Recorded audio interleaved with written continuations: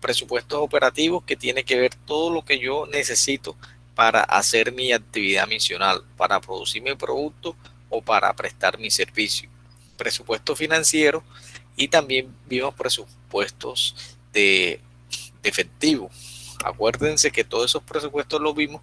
Sin embargo, en las entidades públicas, que muchos de ustedes cuando salgan de aquí de la universidad van a tener la oportunidad de laborar en entidades públicas. Entonces las entidades públicas manejan una clase de presupuesto totalmente diferente bajo unas leyes que ya vienen establecidas. Entonces por eso es que vamos a ver lo que es presupuesto público.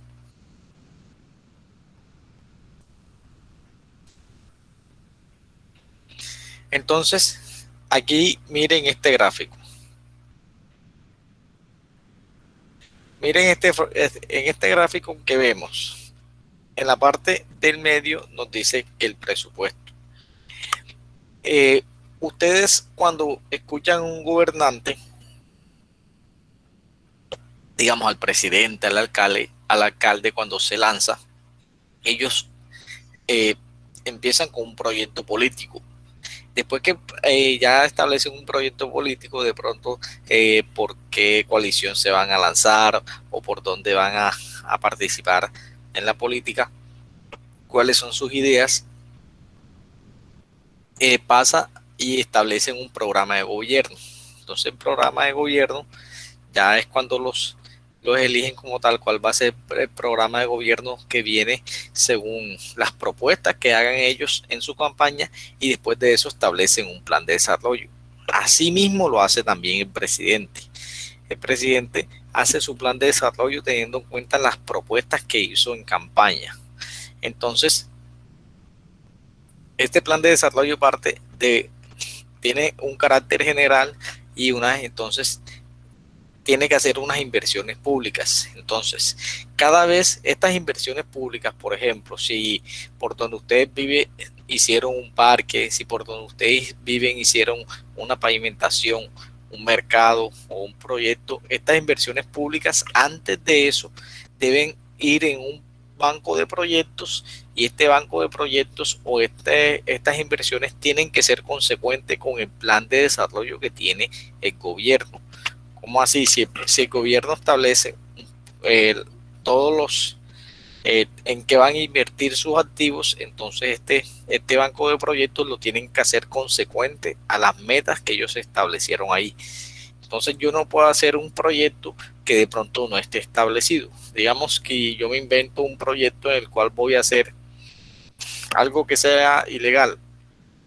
Voy a hacer una producción de cocaína o alguna sustancia ilegal que involucre un beneficio a la comunidad. Entonces, si eso no está en mis políticas, yo no puedo incluir en el banco de proyectos esa. Este banco de proyectos, todas las entidades públicas lo hacen y lo pasan a una entidad que se llama Departamento Nacional de Planeación, donde ya establecen el plan operativo anual de inversiones. ¿Cómo así? Establecen, disculpen, cuáles son las inversiones que van a hacer, dice, en el año. Entonces, y también tenemos en los municipios el plan de desarrollo, se desprende el plan de ordenamiento territorial, que viene siendo el POT, que en muchas, des en cuenta que en muchas de los municipios siempre hay este conflicto. ¿Qué significa el POT? Es cómo se organiza o cómo va a crecer la ciudad.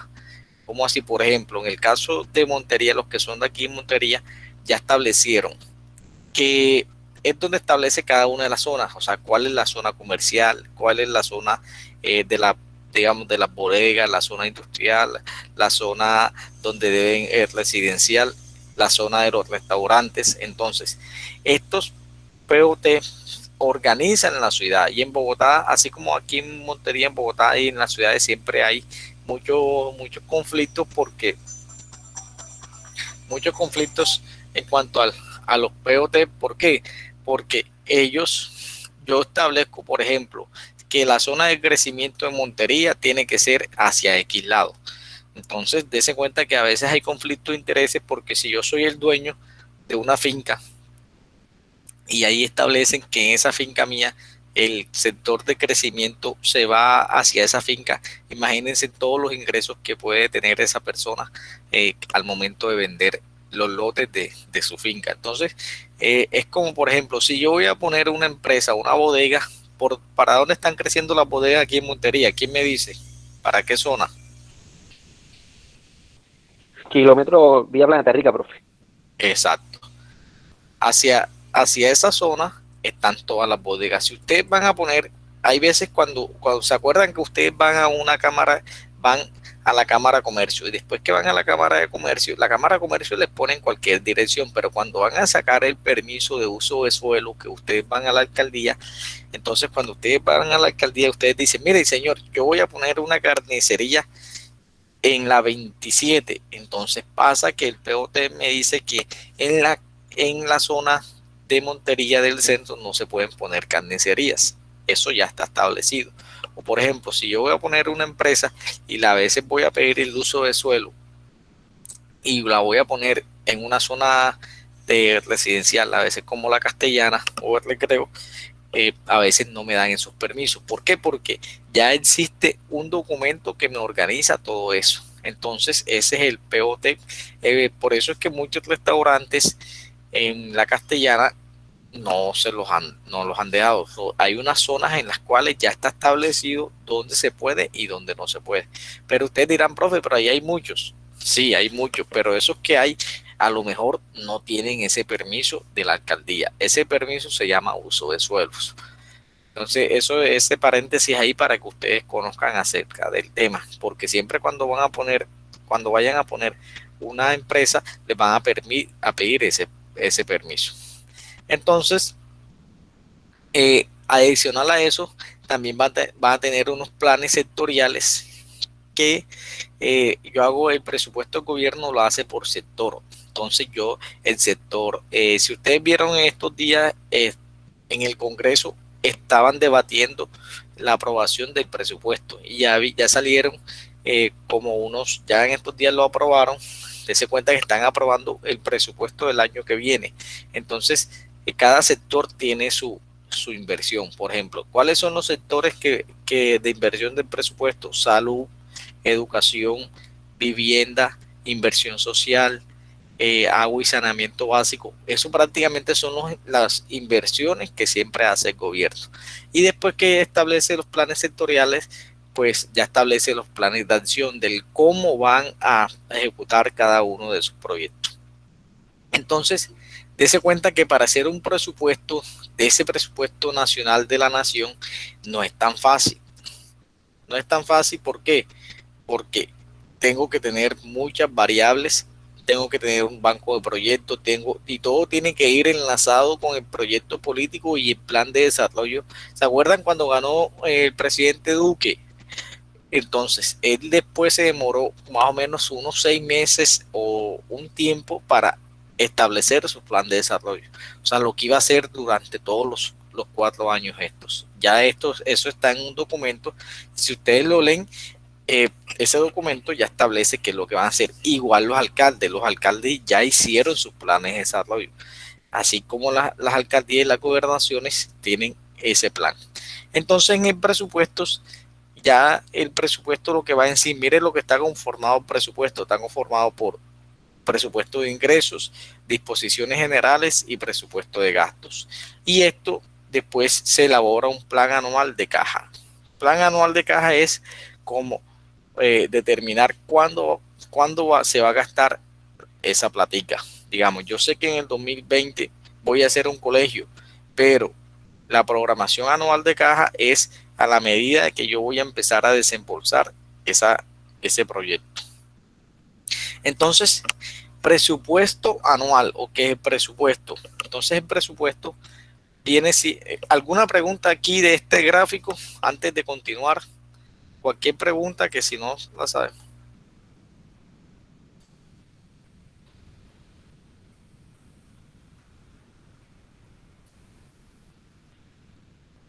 Bueno, no hay ninguna pregunta. Entonces, el presupuesto anual viene siendo como una metodología, un instrumento para el cumplimiento de los planes y programas de desarrollo económico y social. Dense cuenta que es una forma, o sea, como si yo digo, yo como presidente, yo como alcalde, yo como gobernador, yo digo que voy a hacer, voy a disminuir, uno de mis programas es disminuir la pobreza o aumentar el acceso a la educación, pero yo para aumentar ese acceso de la educación, para cumplir ese objetivo, yo tengo que hacer unos programas. Esos programas pueden ser sociales, por ejemplo, en tema de educación, entonces yo tengo que eh, hacer inversiones en colegios, hacer inversiones en docentes, hacer inversiones en equipos, en tabletas, en cobertura. Entonces, todas esas inversiones me van a cumplir ese objetivo que yo tengo. El presupuesto contiene todos los ingresos y gastos del ente económico, entendidos dentro de los gastos, la inversión propiamente dicha y el servicio a la deuda. Ahora miramos cuáles son los gastos de inversión y cuáles son los del servicio a la deuda. Cuando hablamos gastos de inversión, por ejemplo, son todas las inversiones que hace el municipio o el ente económico. Si hablamos municipio de Montería, entonces ustedes ven el presupuesto del municipio de Montería, entonces van a ver que van a ver unos gastos de inversión en el sector salud, hay un gasto de inversión en el sector educación, en cada uno de los sectores van a haber unos gastos. Entonces, para que tengan en cuenta eso.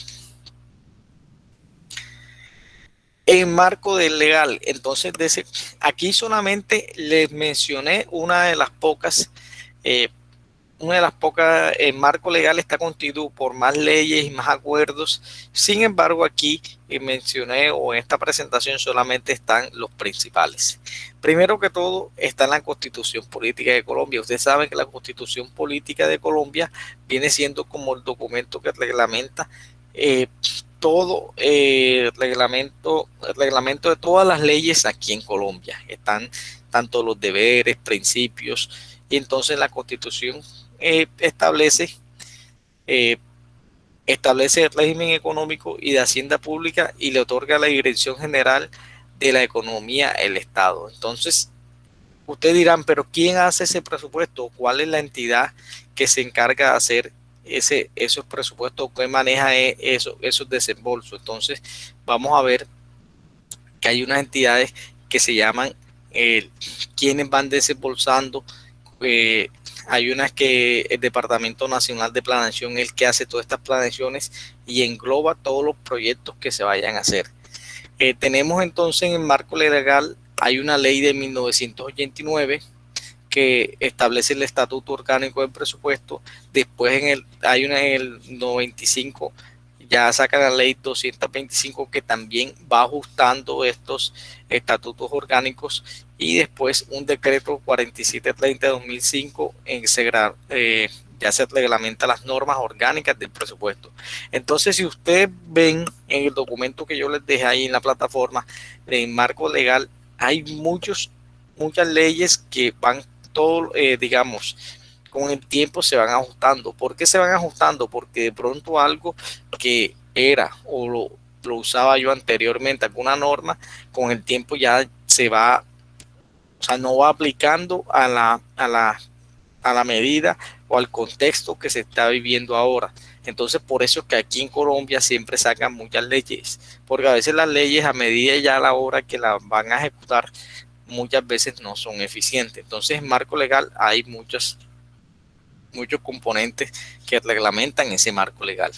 Entonces, tenemos principios presupuestales. ¿Cómo así principios presupuestales? Es como, por ejemplo, ¿cuáles son, cuando una persona se le pregunta, ¿cuáles son tus principios? Entonces, ustedes dicen, mire, yo soy una persona honesta, yo soy una persona ecuánime, una persona responsable, una persona dedicada. Entonces, esos son los principios. Entonces, esos principios son lo que usted tiene, lo que usted lo marca, y según eso actúa en el día a día. Entonces, los principios presupuestales vienen siendo como lo que se tiene en cuenta para hacer el presupuesto.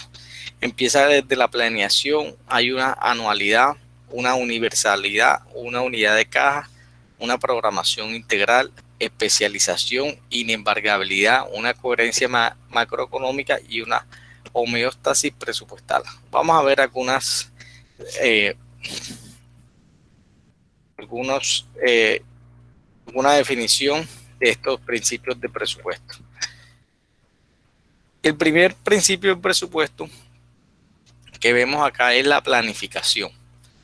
Dese cuenta que la planificación, ¿de dónde viene? De la palabra planeación. Lo mismo que siempre hemos visto, planeación, planeación, planeación. Esto es un principio para hacer el presupuesto. Entonces, como decíamos en la primera presentación cuando veíamos el gráfico, entonces la planificación o la planeación tiene que ser acorde con lo que está en el plan de desarrollo. El plan de desarrollo es lo que lo establece el gobierno, el gobierno del presidente. Después, consecuente con el plan de inversiones y el plan financiero y plan operativo anual de inversiones, porque el presidente puede tener en el plan mejorar el sector turístico y tener unas acciones, pero dése cuenta que esas inversiones no las va a hacer todas en el mismo año, sino que él establece a medida que va pasando el tiempo unos cronogramas para hacer esos ejercicios. Otro de los principios es la anualidad. La anualidad, ¿qué quiere decir? Que el año fiscal comienza el 1 de enero y termina el 31 de diciembre de cada año. Esto es parecido a lo que se vio, ¿se acuerdan? Cuando hablábamos de los estados financieros. Entonces, mire lo que dice el presupuesto. Después del 31 de diciembre no podrán asumirse compromisos con cargo a las apropiaciones del año fiscal que se cierra en esa fecha. Decir que si el año fiscal ya se cierra a 31 de diciembre y yo no puedo hacer una apropiación, o sea, no puedo, como quien dice, coger una plática de ese año ya el próximo año. Y los saldos de la apropiación no afectados por compromisos caducarán sin excepción. Entonces aquí pasa algo en las entidades públicas que lastimosamente ustedes a veces ven en unas entidades públicas que a final de año empiezan a gastar plata como locos, sin planeación, a veces plata que no van a sacarle un buen provecho. ¿Por qué? Porque como la ley de presupuesto a veces nos dice, los presupuestos por lo general siempre van aumentando. Por ejemplo, Universidad de Córdoba tiene su presupuesto y también tienen que cumplir estos principios del presupuesto porque es una entidad pública. Pero hay muchas entidades que es mes de octubre, mes de noviembre y todavía tienen la plata allí. Entonces, como la ley de los presupuestos a veces a ustedes los evalúan, los evalúan por la eficiencia en ese presupuesto. Si ustedes le presupuestaron este 2020 10 mil millones de pesos y usted se gastó 9.000, entonces el año que viene no le van a dar un aumento de los 10.000, sino que le van a aumentar sobre los 9.000, que fue lo que se gastó. ¿Por qué? Porque ahí le están diciendo que usted no necesita toda esa plata que se le presupuestó el año anterior. Entonces lo que hacen es que como uno empieza a gastar, como quien dice, si usted no se lo gasta, le bajo el presupuesto.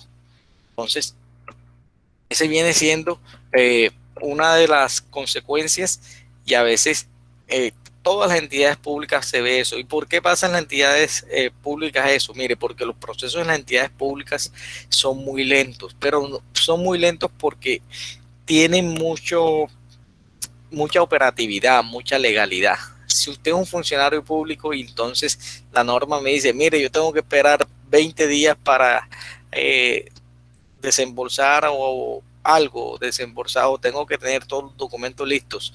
Usted, si no tiene esos documentos, no hace hasta que no se cumpla. Entonces hay muchos procesos lentos que no permiten la ejecución de esos presupuestos. Universalidad. Este es otro principio que dice que el presupuesto debe tener la totalidad de los gastos públicos que se espere realizar durante la vigencia fiscal respectiva.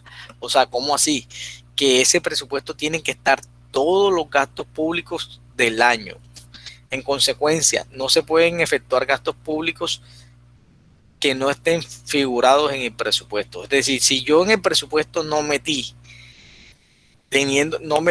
por ejemplo, las inversiones de bienestar universitario de la Universidad de Córdoba, en el presupuesto del año que viene, ya eso yo no lo puedo gastar porque eso no quedó en el presupuesto. Unidad de caja. Con el recaudo de todas las rentas y recursos de capital se atenderá al pago oportuno de las apropiaciones autorizadas en el presupuesto general de la nación. Esta unidad de caja, ¿qué significa, muchachos? A veces significa, lo que pasa es que también en los municipios, dependiendo de los ingresos, yo me puedo gastar la plata para lo que es. A veces, ¿se acuerdan que ustedes ven una noticia, por ejemplo, cuando empezó la pandemia? Decían, no, X entidad va a comprar unas camionetas. Entonces, pero pasa que en presupuestos, si yo tengo unos recursos que son para ingresos propios o para gastos de funcionamiento, hay unos ingresos que son para inversión. Si yo ya establecí en el presupuesto que yo voy a comprar unos vehículos, ese presupuesto tiene que cumplirse. Si no se cumple, o sea, el procedimiento es muy largo para derogar ese presupuesto. Por ejemplo, si a mí me llegó una plata para educación. Esa plata yo la tengo que ejecutar para educación. Yo no puedo sacar esa plata para salud. Así estén los hospitales necesitados, que no haya plata en los hospitales, que se esté muriendo la gente, yo no puedo hacer eso. Entonces legalmente no lo puedo hacer. Por eso es que muchas veces vemos que hay unos sectores que tienen recursos y uno ve unas inversiones, pero no se explica cuál es el porqué de lo que pasa en los presupuestos o en la nación. ¿Alguna pregunta hasta ahí? ¿Algún comentario? De pronto alguno de ustedes que han escuchado alguna noticia o algo.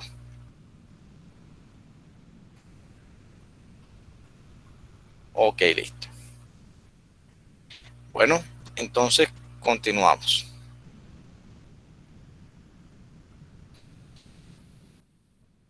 Otro principio de los presupuestos es inembargabilidad. Son inembargables las rentas incorporadas en el presupuesto general de la nación, así como los bienes y derechos de los órganos que lo conforman. ¿Qué quiere decir? Que yo no puedo embargarle unas cuentas, digamos que el municipio de Montería me debe a mí. Entonces yo no, esas cuentas del municipio de Montería legalmente no pueden, son inembargables, es decir, porque eso ya tiene una destinación específica. Coherencia macroeconómica. El presupuesto debe ser compatible con las metas macroeconómicas fijadas por el gobierno en coordinación con la Junta Directiva del Banco de la República. Es decir, que mi presupuesto que yo establezco debe ser acorde y compatible con las metas macroeconómicas. Si yo tengo una meta macroeconómica de disminuir el desempleo, disminuir alguna tasa o mejorar la inflación. O sea, yo no puedo establecer unas actividades en el presupuesto que no sean coherentes con mi actividad macroeconómica, con la economía del país, con la economía digamos, del ente económico. Otro de los principios es la homeostasis presupuestal. Homeostasis presupuestal. Esta pregunta, yo no sé por qué les gusta tanto la palabrita esta y muchas veces la preguntan en las pruebas. A ver, dice que el crecimiento real del presupuesto de renta, incluida la totalidad de sus gastos de los créditos adicionales de cualquier naturaleza, debe guardar congruencia con el crecimiento de la economía de tal manera que no genere desequilibrio económico.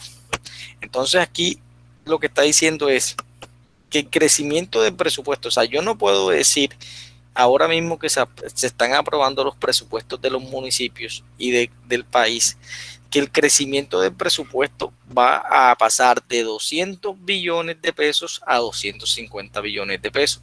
¿Por qué no? ¿Por qué no es consecuente? Porque eso tiene que guardar crecimiento, tiene que guardar congruencia con el crecimiento de la economía. Si mi economía por lo general siempre está creciendo, las economías siempre crecen al 1, al 2, al 3%, o sea, yo no puedo aumentar ese presupuesto que no se acorde con la economía. Eso a veces es lo que pasa en el sistema económico de Venezuela, que a veces ellos no establecen todos estos principios y después por eso es que les aparece, existe la devaluación de la moneda, existen, por ejemplo, esas alzas en los presupuestos de la mano de obra, del salario mínimo. Todo esto ocasiona una crisis económica o pasa una crisis económica y no va con los principios de presupuesto. Entonces, esos son los principios del presupuesto, o sea, qué es lo que se tiene que tener en cuenta para hacer un presupuesto. Entonces, esta viene siendo una teoría que a veces no es tan chévere aprendérsela, pero señores, estas preguntas siempre las hacen más adelante también las pruebas a ver y para que tengan en cuenta que... Profe, se está escuchando entrecortado, no sé si soy yo apenas o alguna Buenas niña. noches, profesor. ¿Cómo están escuchando los demás?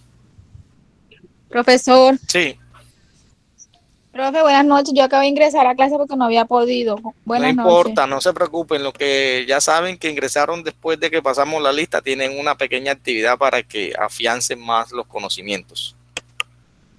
Ah, ok, profe. Listo. ¿Cómo me están escuchando los demás? Profe, qué pena, yo también estoy escuchando entrecortado. Profe, Yo igual, profesor, Yo lo profe. escucho bien, profe. De pronto que No, tienen no lo escucho. problemas. Vamos a ver. ¿Y ahora Yo lo cómo me escucho escuchan? bien. ¿Ahora cómo me Debe escuchan? ser el internet de cada uno. Sí, de pronto el internet ustedes, porque acá tengo, le cuento, una diadema, mejor dicho, un micrófono, que ni siquiera estoy utilizando los micrófonos inalámbricos, sino que estoy utilizando los micrófonos con diadema, con cable. Eso siempre, por lo general, se escuchan bastante bien. ¿Los demás, están escuchando bien los demás? Sí, profe, Sí, ya se escucha profe. bien. Sí, profe, yo lo escucho bien. Ok, listo, bueno. De pronto era que estaba utilizando el altavoz del computador, más no el de la diadema. Entonces, bueno, volviendo al punto.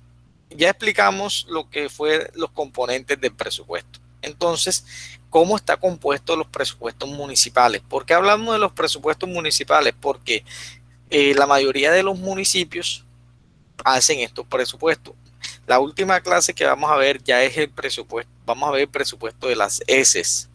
Entonces, ustedes tienen que tener claro, porque ustedes mañana o pasado pueden tener la oportunidad de laborar en una secretaría de salud, en la alcaldía o en la parte de tesorería o cualquier entidad pública, y entonces ustedes tienen que tener claro lo que es el presupuesto. Entonces, tenemos, ¿cómo está conformado el presupuesto? Tenemos presupuesto de renta, que es la estimación de los ingresos, un presupuesto de gastos o de apropiaciones, que se estiman todos los gastos e inversiones, y lo que es disposiciones generales. Entonces, estimación de los presupuestos de gastos. Dese cuenta que siempre hablamos de gastos porque prácticamente en las entidades públicas como las alcaldías, prácticamente es presupuesto que uno siempre lo visiona a que se lo va a gastar. ¿Cómo me voy a gastar yo la platica?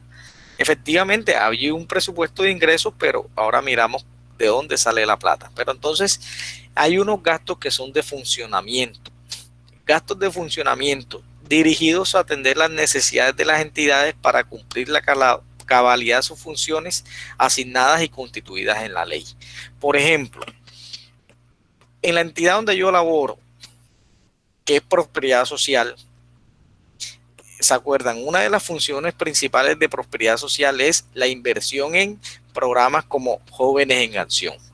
Entonces, a mí me pagan el salario. Entonces, el salario que me pagan a mí como funcionario es un gasto de funcionamiento. Sin embargo, la plata que le pagan a ustedes de Jóvenes en Acción viene siendo un gasto de inversión. ¿Por qué es un gasto de inversión?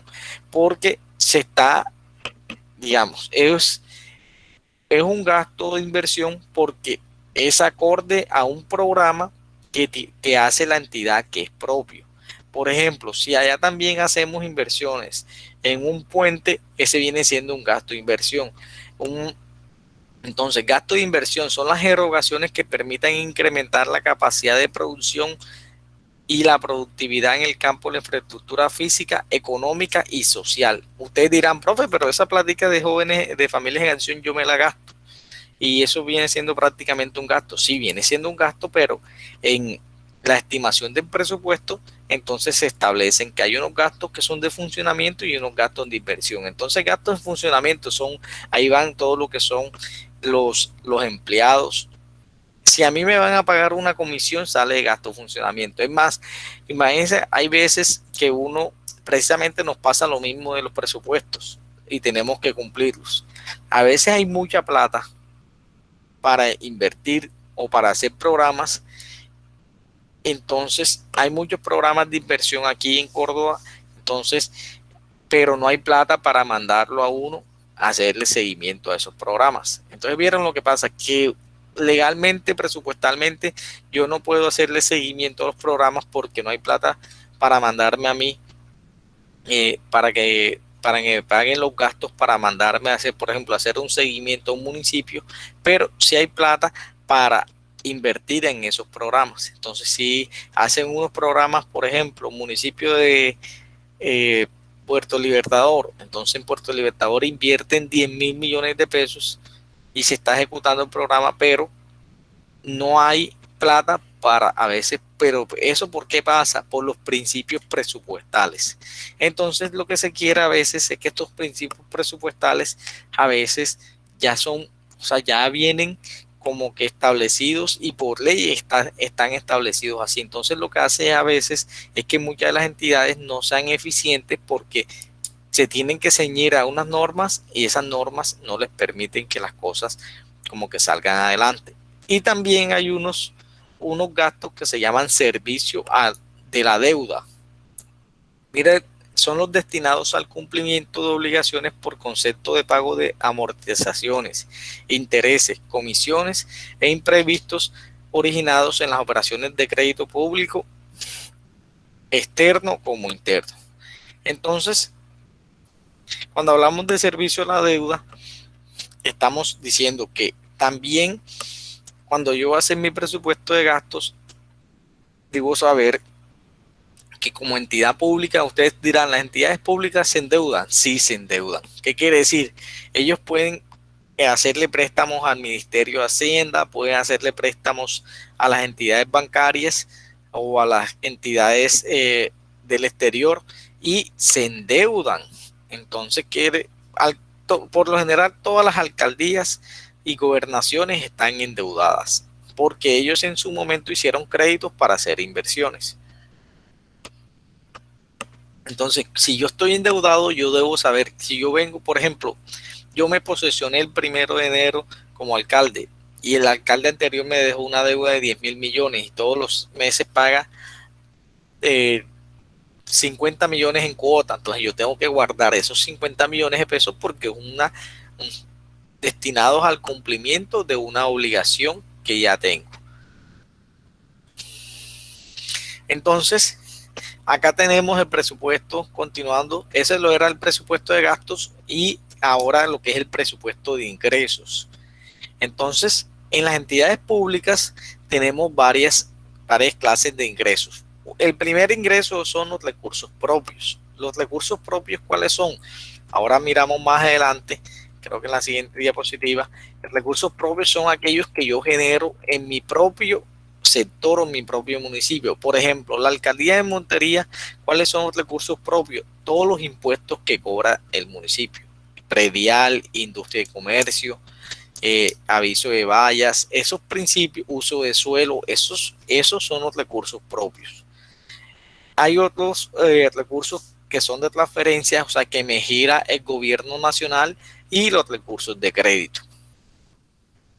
Estos son los ingresos y se convierten en ingresos fondos especiales. ¿Qué son fondos especiales? A veces ingresos que me llegan a mí por fondos que se crean, por ejemplo, pensionales, unos ingresos de capital. Los ingresos de capital son aquellos cuando yo vendo, digamos, unos activos, unos ingresos que me llegan a mí por una actividad diferente a lo que yo me desempeño. Y los ingresos especiales de las entidades públicas.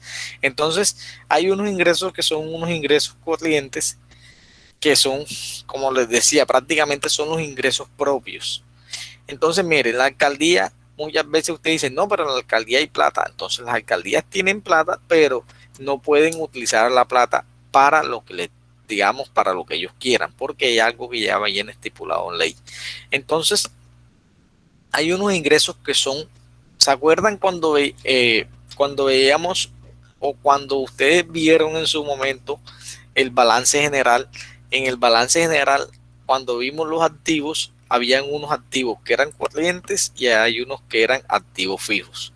Entonces, siempre esta palabra que nos dice que los activos corrientes son aquellos, es decir, que cuando uno tiene la liquidez como en la mano, o sea, es como cuando ustedes dicen, ¿qué es lo que tienes tú? Yo tengo liquidez, no es yo puedo decir, yo tengo 1.000.000 en efectivo, eso viene siendo, o sea, yo lo puedo gastar, lo puedo utilizar.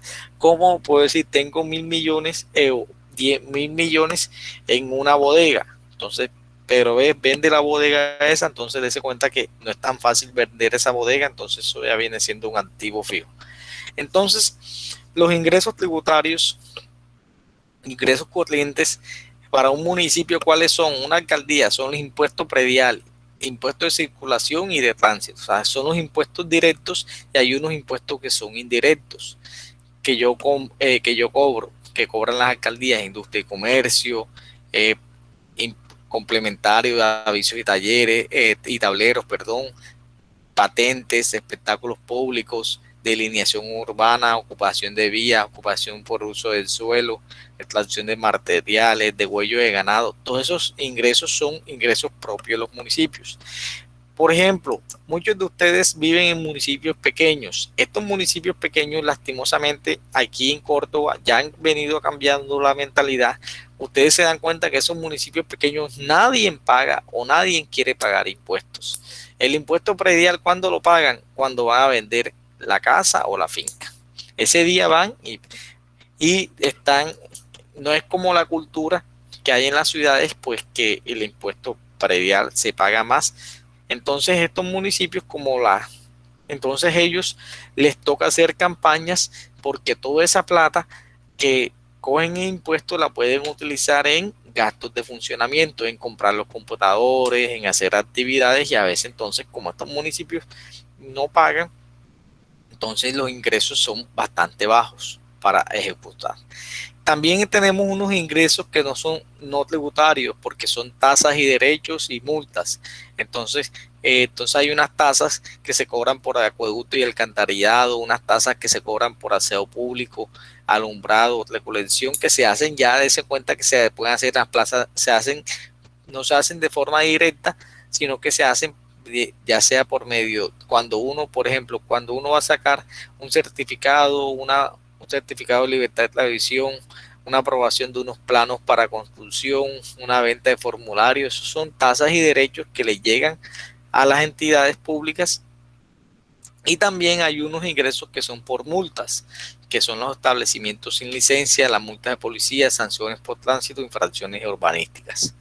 Entonces, hay unos ingresos que no son tributarios, que es decir, que no tienen que ver con el tema de impuestos, que son unos ingresos contractuales, algunos que son ocasionales. Ocasionales, ¿cómo así?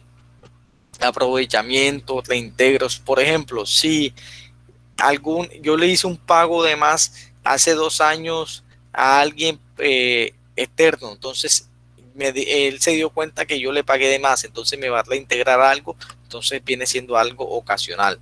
Una venta de bienes, si yo soy la alcaldía, entonces me autorizaron la venta de un lote, ese viene siendo un ingreso ocasional.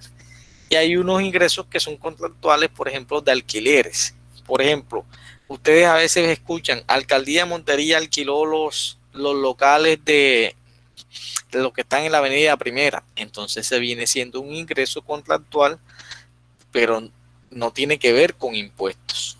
También hay unos, lo que habla de aportes y auxilios, lo que son nacionales, departamentales y otras entidades, y los ingresos ingresos compensados, que vienen siendo los ingresos cuando les cobran valorización. Valorización es cuando los municipios quieren cobrar un impuesto por alguna obra que va a pasar por ahí cerca de ese sector. Entonces, dense cuenta, señores, que hay muchos, miren lo que los ingresos corrientes, eso siempre lo tenemos que tener claro porque de pronto no estamos metidos en el sector privado, sector público, pero tenemos que tenerlo claro porque estas preguntas así también yo se las voy a hacer a la hora de evaluar.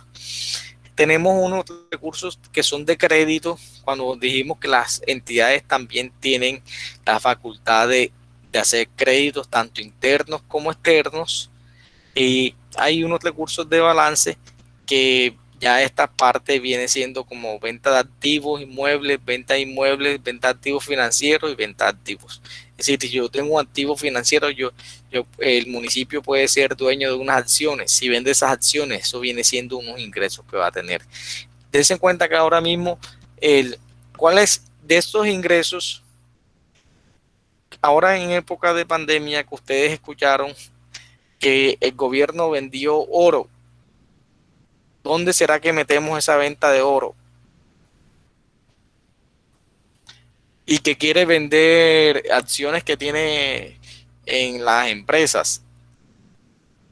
¿Dónde metemos eso? ¿Qué creen qué clase de ingreso viene siendo ese? ¿Qué me dicen? Se me fueron.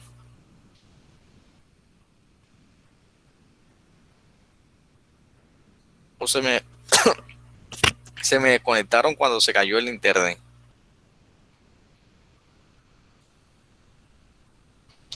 ¿Qué dicen, señores? Los escucho. Entonces, cuando el gobierno vendió ese oro, es decir, estaba vendiendo unos activos muebles o unos activos o una venta de otros activos. Eso se considera unos recursos de balance del tesoro. Entonces, para que tengan en cuenta eso. Y presupuesto de gastos y apropiaciones, ahí también tenemos qué son gastos, qué se consideran gastos, los gastos del consejo, personería y sector central. Entonces ahí van los gastos de personal generales y transferencias tanto del sector público como el sector privado. Entonces, esta viene siendo como la estructura al decreto de liquidación del presupuesto de gastos y apropiaciones.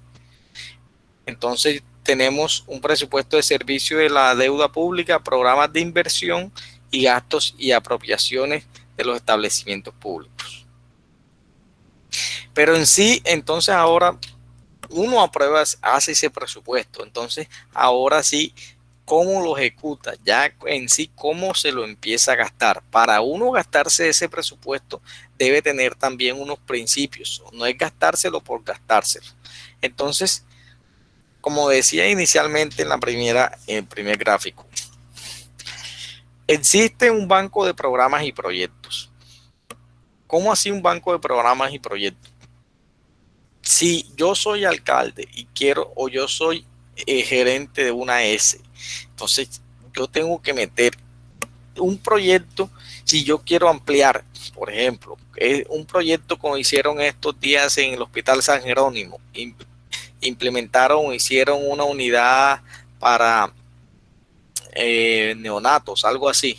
Entonces, eso viene siendo un proyecto que antes de eso tuvo que pasar por un banco de programas y proyectos. O sea, quiere decir que ese proyecto tuvo que haberse hecho y mandarse para aprobación. Es por eso que ustedes aquí siempre están viendo las materias que tienen que ver con proyectos, formular proyectos, porque esto siempre es importante tanto en el sector público como en el sector privado.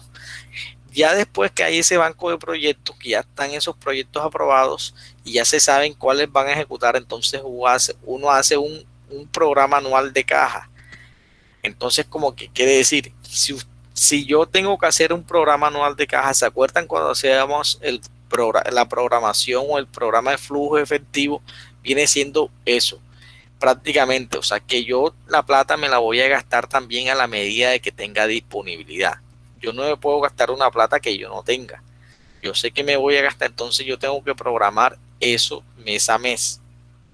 Y también cuando hay unas modificaciones al presupuesto, entonces los presupuestos por lo general pueden disminuirse, pueden adicionarse contra créditos, un aplazamiento y un traslado. Entonces, los presupuestos pueden hacer cualquiera de esas modificaciones que se le hacen. ¿Alguna pregunta hasta ahí para continuar con algo que se llama Sistema General de Participaciones? Yo sé que estos temas a veces no son no son del día a día, a veces no es tan fácil comprenderlo, pero debemos prestar atención, y yo sé que con los documentos que yo les voy a dejar, ustedes van a complementar lo que es esta clase. De los que están aquí, ¿alguno ha tenido la oportunidad de elaborar en alguna entidad pública, en alguna alcaldía? De los que están aquí en la clase. O de pronto en un hospital. Ok, listo. Bueno, entonces tenemos también que del presupuesto hay algo que se llama Sistema General de Participaciones, que es la platica que me llega a mí. ¿De dónde? Que me llega del sector del gobierno. Entonces, lo que las alcaldías ya saben cuánto se van a gastar en cada una de esos. Entonces hay del Sistema General de Participaciones. Entonces, el Sistema General de Participaciones, en su gran porcentaje, dése cuenta que el 96% lo invierten. De ese 96%, la mayor inversión está en educación. Después viene en salud y después viene propósito general. En salud está salud pública, régimen subsidiado y prestación de servicio. Entonces, dése cuenta que ustedes que pertenecen al régimen subsidiado y todas las políticas que se hacen de salud pública, de prestación de servicios de los municipios certificados, ¿de dónde sale la plata? Del giro que le hace el Sistema General de Participaciones al sector salud. La plata que me llega a mí el sector salud, yo no la puedo utilizar en educación, y la plata que me llega a mi educación no la puedo utilizar en otro.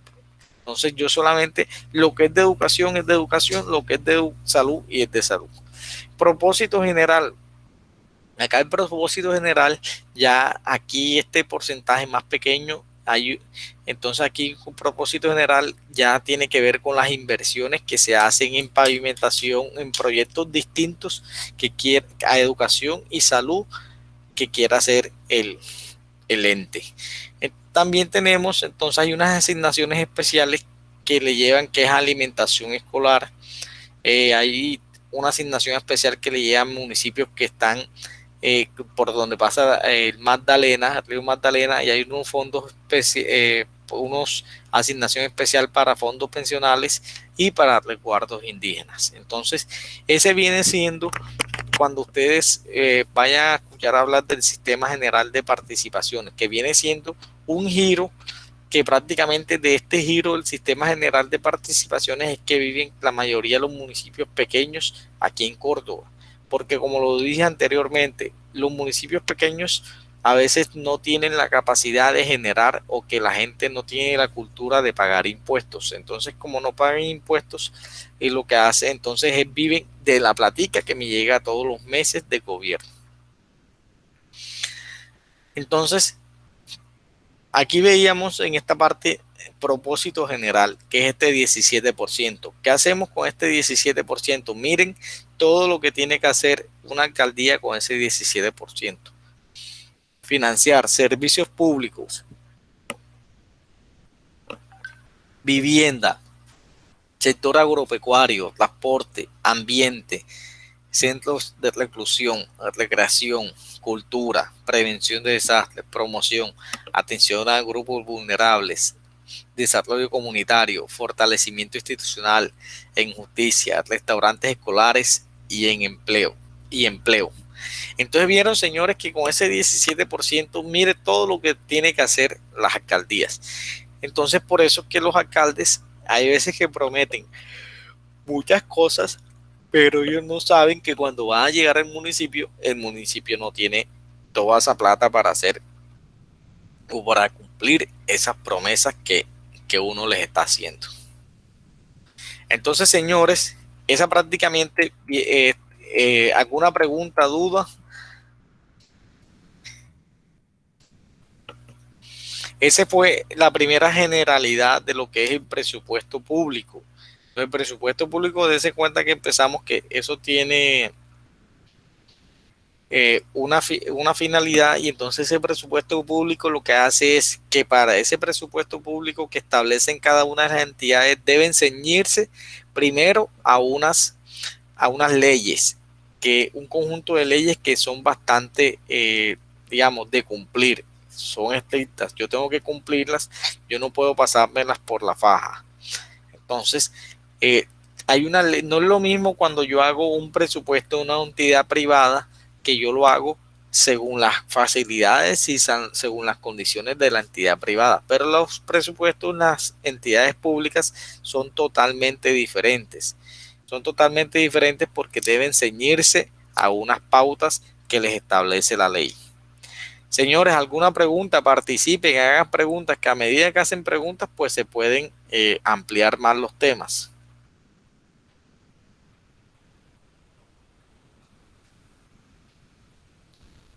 ¿Por qué están tan callados?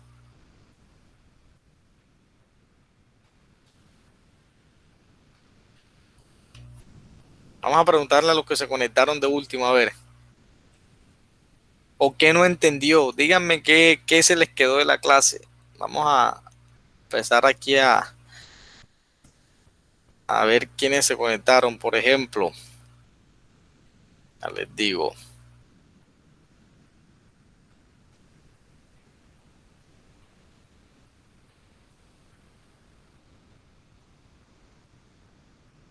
Erika Marín se conectó.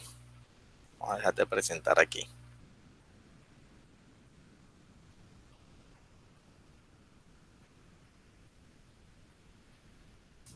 Preguntémosle a Laura. Laura, ¿qué se te quedó de la clase? Cualquier cosa o qué no entendiste. Laura Camila.